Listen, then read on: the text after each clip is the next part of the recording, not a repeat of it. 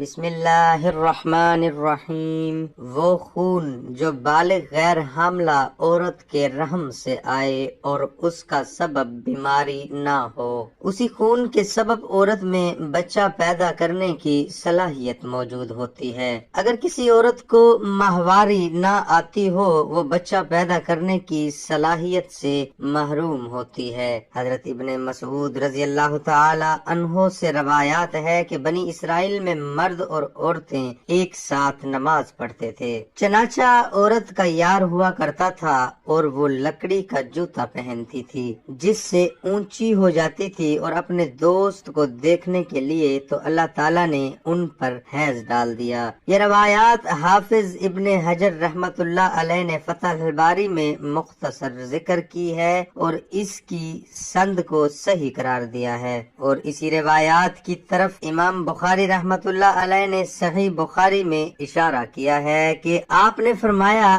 بنی اسرائیل میں مرد اور عورتیں ایک ساتھ نماز پڑھتے تھے، چنانچہ عورت مرد کو جھانکتی تھی تو اللہ تعالیٰ نے ان پر حیض ڈال دیا اور ان کو مساجد سے روک دیا۔ حضرت عائشہ رضی اللہ تعالی عنہا سے روایات ہے کہ بنی اسرائیل کی عورتوں نے لکڑی کے جوتے بنوائے تاکہ مساجد میں مردوں کو جھانک سکے، چنانچہ اللہ تعالیٰ نے ان کے اوپر مساجد حرام کر دی اور ان پر حیض کو مسلط کر دیا۔ لیکن جمہور فقہ نے اس قول کو رد کر دیا ہے اور فرماتے ہیں کہ حضرت آدم علیہ السلام حضرت حوا علیہ السلام کے ساتھ جب زمین پر اتارے گئے، حضرت حوا نے اس سے پہلے جنت میں نجاست حیض نہیں دیکھی تھی، تو نماز کے دوران انہیں حیض آ گیا، تو انہوں نے حضرت آدم علیہ السلام سے پوچھا تو ان کو اس کے جواب کا علم نہیں تھا، یہاں تک کہ جبرائیل علیہ السلام نازل ہوئے تو ان سے حضرت آدم علیہ السلام نے پوچھا، لیکن ان کو بھی اس کے بارے میں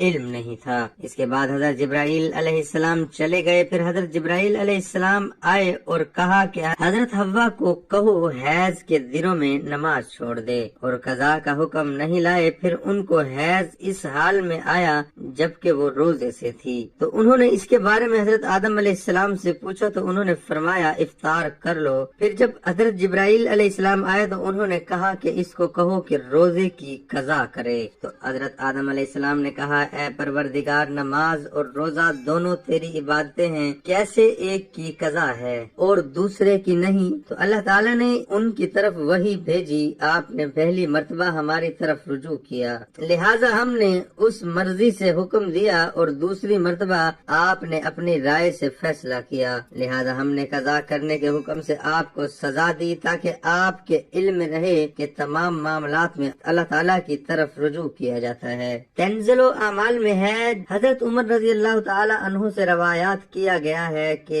رسول اللہ صلی اللہ علیہ وآلہ وسلم نے فرمایا مجھے میرے حبیب حضرت جبرائیل علیہ السلام نے بتایا ہے، ان کو اللہ تعالیٰ نے حضرت حوا علیہ السلام کے پاس بھیجا، جس وقت انہیں حیض آیا تو انہوں نے اللہ تعالیٰ کو پکارا اور کہا مجھے ایسا خون آیا ہے جسے میں پہچانتی نہیں ہوں، تو جواب دیا میں تجھے اور تیری اولاد کو خون آلود کر دوں گا، اس نے اسے کفارہ اور طہارت بناؤں گا۔ حضرت ابن عباس رضی اللہ تعالی عنہ سے روایات ہے کہ انہوں نے فرمایا جب حضرت آدم علیہ السلام نے شجرہ ممنوعہ کھا لیا تو اللہ تعالیٰ نے پوچھا آپ کو میری نافرمانی پر کس چیز نے ابارا ہے؟ تو عرض کیا کہ میرے لیے اس کو مزین کر کے حضرت حوا علیہ السلام نے پیش کیا تھا، تو اللہ تعالیٰ نے فرمایا میں نے اسے یہ سزا دی کہ سختی کے ساتھ حاملہ ہوگی اور بچہ بھی سختی کے ساتھ جنے گی، اور میں اسے 2 مرتبہ خون آلود کروں گا۔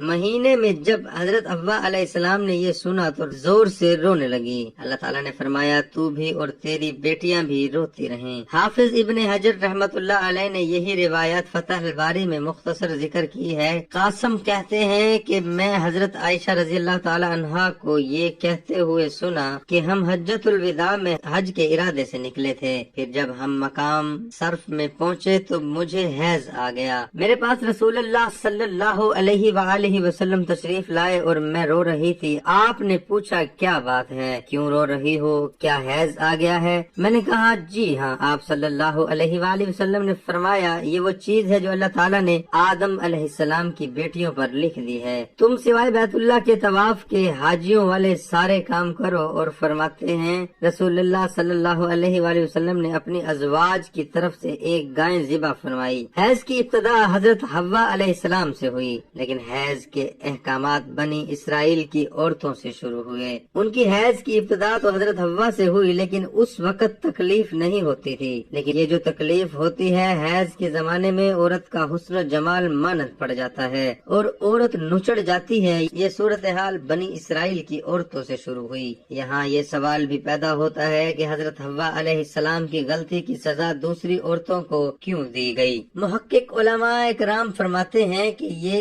ایک ظاہری سبب سا ہے جسے حضرت آدم علیہ السلام اور حضرت حوا علیہ السلام کے جنت سے نکالنے کا سبب شجرہ ممنوعہ بن گیا تھا۔ اسی طرح یہ بھی ایک ظاہری سبب سا ہے، ورنہ حقیقت میں اللہ تعالیٰ کی طرف سے حیض ایک نعمت ہے جو اس کے بناتے آدم میں جاری کر دی ہے، اور یہ انسانی وجود کی بقا کا ذریعہ ہے۔ چنانچہ جس عورت کو حیض نہ آتا ہو اس کے یہاں اولاد نہیں ہوتی۔ اسی طرح جس عمر میں حیض بند ہو جائے تو عورت بانجھ بن جاتی ہے۔ اسی طرح جب بچہ ماں کے پیٹ میں ہوتا ہے تو اللہ تعالیٰ اس حیض کے ذریعے اسے غذا فراہم کرتا ہے، جس سے بچے کی بڑھوتری ہوتی ہے اور نشو نما ہوتی ہے۔ لہذا حیض اللہ تعالیٰ کی طرف سے ایک نعمت ہے جس کا ذریعہ اس طرح بنایا گیا۔ بھلا دیکھو حضرت آدم علیہ السلام جنت سے نکالے گئے تو ان کی نسل پھیلی، آپ اور ہم وجود میں آئے، ورنہ نہ نکالے جاتے تو نسل انسانی کہاں پھیلتی؟ اگرچہ اللہ تعالیٰ ہر چیز پر قادر ہے، لیکن اس نے ہر کام ایک نظام کے تحت رکھا ہے۔